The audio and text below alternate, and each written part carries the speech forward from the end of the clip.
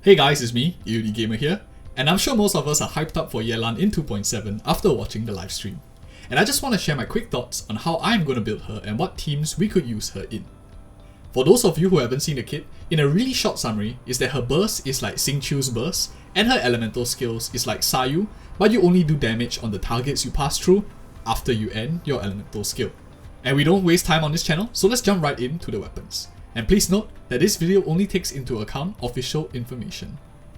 Assuming Yelan has a relatively high energy cost of 60 and above for her burst, weapons like the Favonius Warble, Sacrificial Warble, Elegy of the End are all interesting weapons for a support Yelan build, especially with a 4-piece emblem set. I'll be doing a showcase video on the first day using Favonius weapon and a C0 Yelan so we can get a better sense of her numbers for free-to-play players. If Yelan doesn't have energy issues, or perhaps her abilities grant her a bit of energy regen, we could also look at more offensive weapons with crit substats, such as the Battle Pass Bow, Blackcliff Warble, Skyward Harp, and even 3-star weapons like Slingshot. Of course, I'll be doing testing on all of these bows when she launches. The weapon though, that I'm most curious to test is the 3-star Recurve Bow.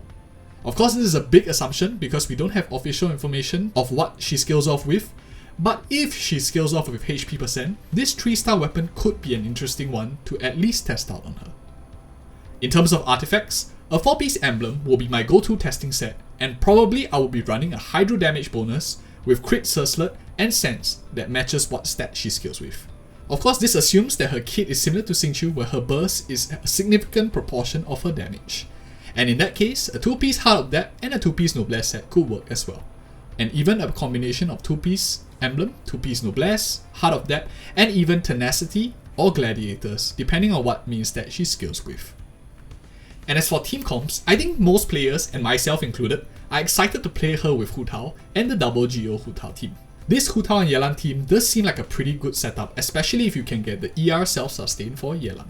But what I'm really interested to try personally is Hu Tao with both xingqiu and Yelan, with the last slot being Zhongli or Toma. Of course, for now it does seem that it's a little bit too much Hydro, but running both Yelan and xingqiu together could lower both their energy requirements, allowing them to build more into crit and offensive stats instead of solely maxing on ER.